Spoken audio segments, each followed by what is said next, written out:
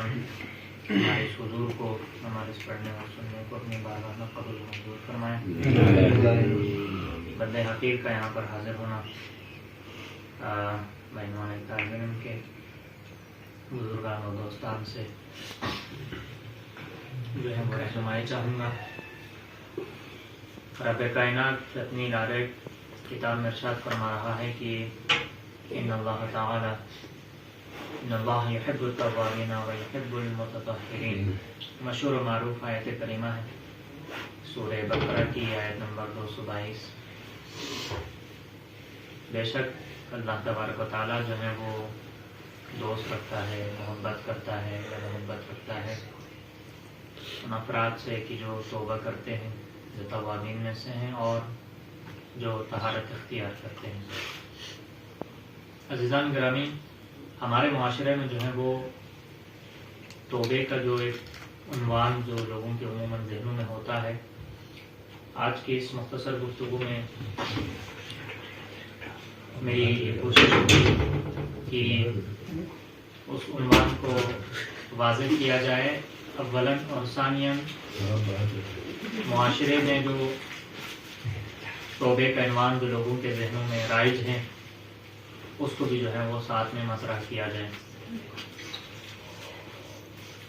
توبہ جو ہے وہ جس علماء فرماتے ہیں کہ توبہ یعنی ایک کا عظیم مرحلہ جو رب کائنات نے رکھا ہے، نا امید فرد کی بہار کو جو ہے وہ توبہ کہا جاتا ہے، اور خود توبہ کرنے والے کی جو فضیلت اور جو مقام اور مرتبہ بیان ہوا ہے احادیث میں، بالخصوص جوان کے توبے کی بڑی تاکید ملتی ہے۔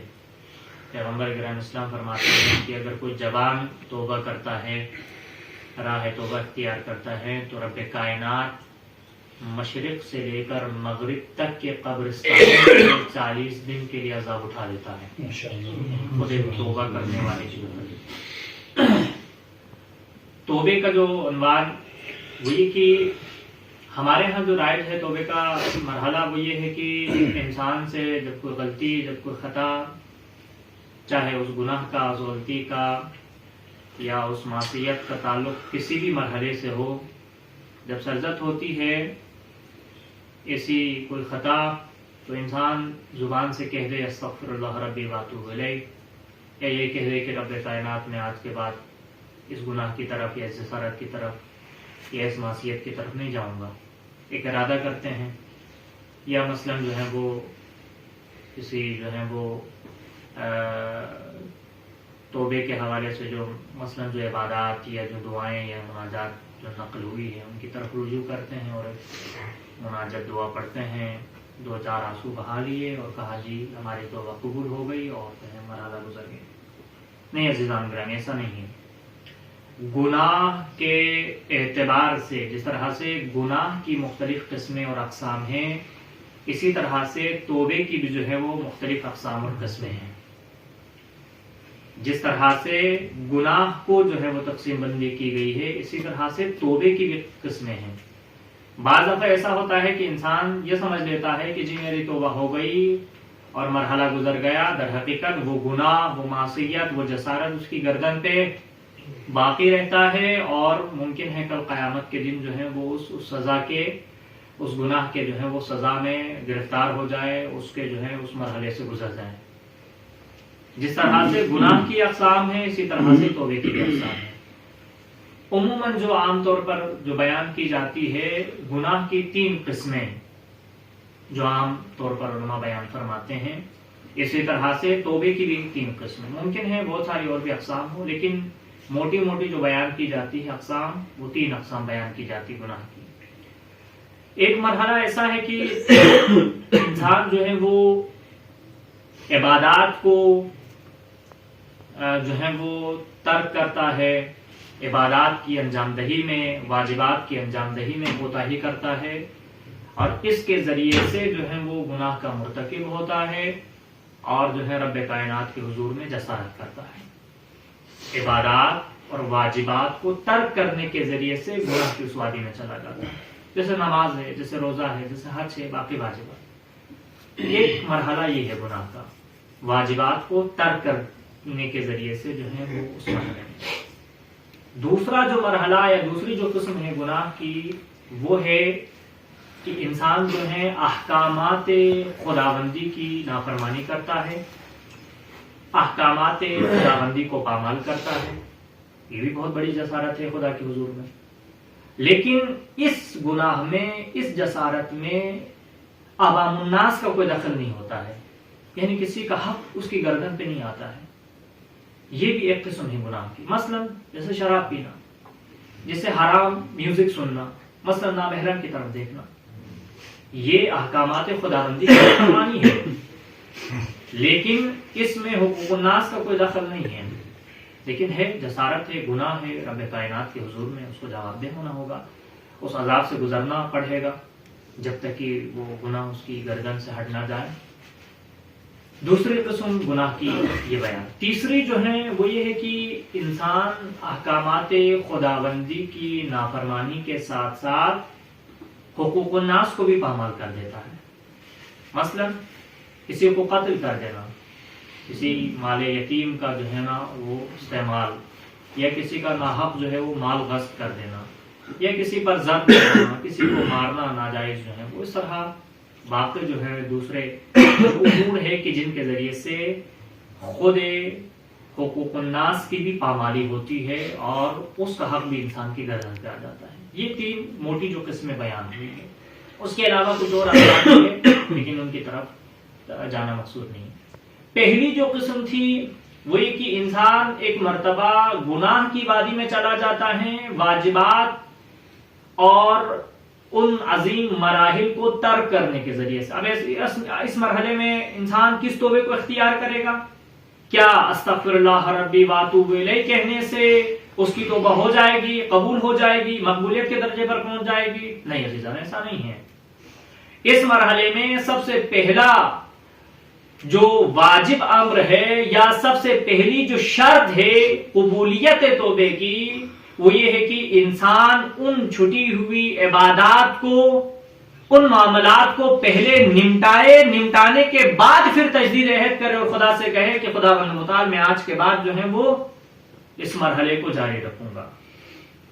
سب سے پہلے اگر اس نے نمازیں نہیں پڑھی ہیں، اگر اس نے روزے نہیں رکھے ہیں، اگر اس کا حج باقی ہے، اس نے زکوٰۃ نہیں دی ہے، اس کا خمس باقی ہے، اور علاوہ جتنی بھی واجبات ہیں، یہ واجبات اگر اس کی گردن پر باقی ہے تو سب سے پہلا واجب امر قبولیت توبے کے لیے شرط اول یہی ہے کہ ان واجبات کو پہلے انجام دے. انجام دہی کے بعد پھر مرحلہ آئے گا ایک نئی جو ہے وہ عظیم زندگی اور پاکیزہ زندگی کا. تو شرط اول واجبات کو انجام دے. دوسرا جو مرحلہ ہے توبے کا وہ یہ تھا کہ انسان احکامات کی نافرمانی کرے، خداوند احکام جو حکم دیے ہیں اور جن چیزوں سے بچنے کا جو ہے وہ حکم ہوا ہے، لیکن حقوق الناس کا کوئی دخل نہیں ہے. اس میں کیا ہے؟ اس میں یہ ہے کہ انسان رب کائنات کے حضور میں بصمیم قلب حاضر ہو جائیں، رب سے التجا کرے، دعا کرے اور اپنے وجود سے اس گناہ کی لذت کو جو ہے ختم کرے. امام معصوم سے جب پوچھا گیا کہ مولا کیسے پتا چلے گا کہ کسی فرد کی توبہ قبول ہوئی ہے، کسی شخص کی، تو مولا نے فرمایا کہ اگر اس کے وجود سے گناہ کی لذت اگر چلی گئی ہو تو سمجھ لو اس کی دعا قبول ہو گئی ہے. ان گناہوں کے لیے انسان رب کائنات کے حضور میں بصمیم قلب دعا کرے اور تجدید عہد کرے کہ رب کائنات میں آج کے بعد اس وادی میں نہیں جاؤں گا، اور اس کے بعد پھر زندگی کے اس عظیم مرحلے کو جاری رکھے. تو یہاں پر جو ہے وہ اس مرحلے کو اختیار کرے گا توبے کا. تیسری جو قسم ہے توبے کی وہ یہ تھا کہ احکامات کی نافرمانی کے ساتھ ساتھ حقوق الناس کی بھی پامالی ہے. اس میں کیا کرے گا؟ اس میں بھی یہی مرحلہ ہوگا کہ یہ ہمارے معاشرے میں عام طور پر یہ مبتلا مسئلہ ہے اور اس پر توجہ نہیں دی جاتی ہے، یا یہ کہ مفہوم غلط بیٹھ گیا ہے ہمارے معاشرے میں. ایک بندے نے کسی کا حق کھایا ہوا ہے، ایک زندگی کے کسی مرحلے میں پہنچ کر وہ توبہ استغفار کرتا ہے، زیارات کے لیے آتا ہے، نہ جانے دوسرے معاملات، اور یہ سمجھ بیٹھتے ہیں کہ ہماری توبہ قبول ہوئی. نہ جانے اس کی گردن بھی کتنے افراد کا حق ہوگا. نہ جانے اس کے وجود سے کتنے افراد نے جو ہے وہ زخم سہے ہوں گے، لیکن ان معاملات کی طرف توجہ نہیں جاتی۔ تیسرا مرحلہ یہ کہ اس میں جو توبے کا مرحلہ اختیار کرے گا انسان، وہ یہ کہ سب سے پہلے ان معاملات کو نپٹائے۔ اگر کسی کا حق اس کے گردن پر ہے تو سب سے پہلے واجب ہے توبے کی قبولیت کے لیے شرط اولی یہ ہے کہ جا کر اس کا حق ادا کرے۔ مال یتیم کھایا ہے تو جا کر مال یتیم ادا کرے۔ اگر کسی پر ضرب لگائی ہے، کسی کو تکلیف پہنچائی ہے، کسی کو اذیت دی ہے تو جا کر اسے معافی مانگے۔ جب تک ان افراد کی طرف سے بخشش نہیں ہوگی اس وقت تک رب کائنات کی طرف سے بھی بخشش نہیں ہوگی۔ رب کائنات کی طرف سے اگر بخشش کا طلبگار ہو تو ضروری ہے کہ ان افراد کو راضی کرو کہ جن کی وجہ سے تم اس جو ہے معصیت کی وادی میں چلے گئے ہو۔ تو یہ جو ہے 3 اقسام جو عموماً بیان کی جاتی ہے توبے کے حوالے سے۔ اور توبہ ایک عظیم مرحلہ ہے، ایسا مرحلہ کہ انسان جو ہے وہ نا امیدی سے امید کے مرحلے کی طرف جاتا ہے۔ آج جو ہے یورپ میں خودکشیوں کی تعداد زیادہ ہے، ایک رپورٹ بیان کی جاتی ہے، اس میں یہی وجہ بیان کی جاتی ہے نا امیدی زیادہ ہے۔ ہمارے ہاں امید ہے۔ امید کسے کہا جاتا ہے؟ توبہ بخشش یہ امید کا ایک عظیم مرحلہ ہوتا ہے کہ جو انسان کو سہارا دیتا ہے۔ اور توبہ بھی پھر ایک ایسا مرحلہ کہ رب کائنات بہت زیادہ چاہتا ہے، نہیں چاہتا ہے کہ کوئی بندہ کسی بندے کے سامنے شرمندہ ہو۔ ضروری نہیں ہے کہ انسان جو ہے کچھ ایسی معصیت انجام پاتی ہے کہ اظہار کرے۔ حضرت 2-3 واقعات ہیں، اس میں سے ایک واقعے کے اوپر جو ہے ہمارے شیخ الیاس صاحب کو جو ہے کچھ تحفظات ہے، کیونکہ ہم نے کہیں پہ بیان کیے تھے تو اس وجہ سے میں وہ واقعہ بیان نہیں کروں گا، ایک اور واقعہ آپ کی خدمت میں عرض کر دوں۔ سلوات پڑھیے محمد و آل محمد۔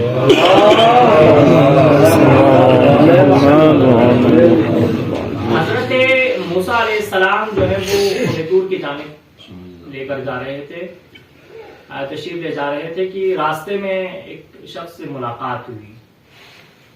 پوچھا کہ موسیٰ رب کائنات کے حضور جا رہے ہو، آپ نبی ہے، آپ حجت خدا ہے اور آپ کی مانگی گئی التجا رب کائنات رد نہیں کرے گا۔ میرا اس کا اپنا عقیدہ تھا۔ موسیٰ جب جا رہے ہو تو ساتھ میں میری بھی ایک التجا ہے، رب کے حضور میں رکھ دینا۔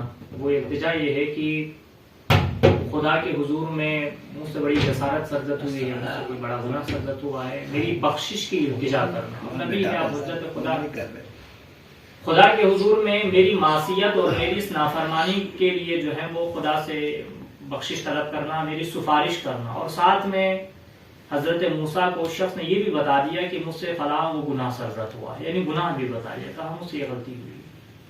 حضرت موسیٰ تشریف لے گئے، کوہ طور پر ہوئے، اور اس کے بعد رب کائنات سے عرض کیا۔ رب کائنات آ رہا تھا، راہ میں جو ہے وہ ایک شخص نے التجا بھیجی ہے، آپ کے حضور میں سفارش کرنے کا کہا ہے اور اپنی بخشش کی جو ہے وہ طلب مانگ گیا۔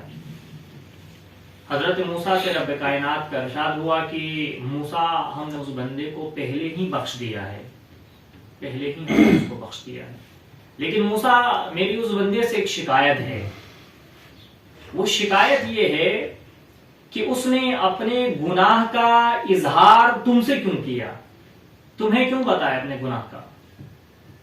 اب جب بھی وہ شخص تمہیں دیکھے گا، تمہارا سامنا ہوگا اس سے، تو وہ اپنے وجود میں شرمندگی محسوس کرے گا۔ وہ کہے گا کہ موسیٰ میرے گناہ کے بارے میں جانتا ہے اور میں نہیں چاہتا کہ میرا کوئی بندہ کسی بندے کے سامنے شرمندہ ہو۔